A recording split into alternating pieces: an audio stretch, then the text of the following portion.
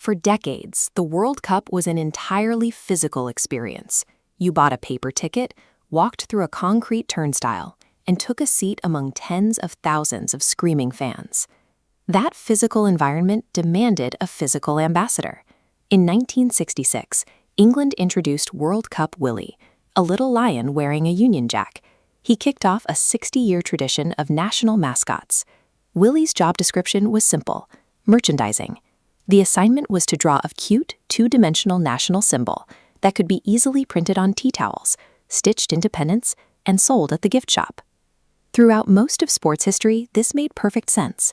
The physical stadium itself and the tangible souvenirs you carried out of it served as the primary interface between the brand and the fan. The drawn illustration was the absolute master copy.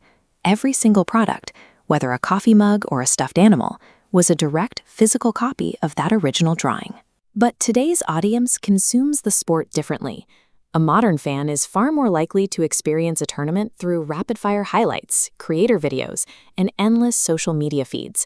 Forcing a mascot designed for a cotton tea towel into a 3D mobile game engine or a 2-second looping video usually results in a cheap, awkward afterthought. The static constraints of physical merch clash with dynamic digital environments. This friction becomes a massive problem for the 2026 World Cup. It features 48 teams spread across 3 different host nations: Canada, Mexico, and the United States.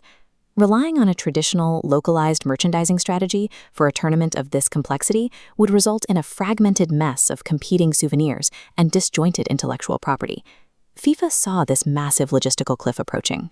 They realized the 60-year-old formula of designing a plush toy first was completely obsolete and required a total rebuild from the ground up. In September 2025, they revealed the solution: Maple the moose, Zayu the jaguar, and Clutch the bald eagle. These 3 characters were not unveiled as stuffed animals. Their very first appearance was as fully playable avatars in a cross-platform mobile video game called FIFA Heroes. This introduces an inverted design hierarchy.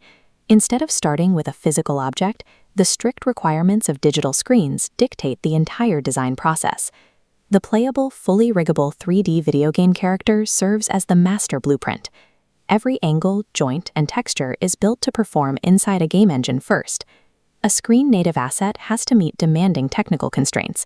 It must remain perfectly legible when shrunk down to a thumbnail on a crowded mobile feed, and it needs to be highly expressive in a looping animation.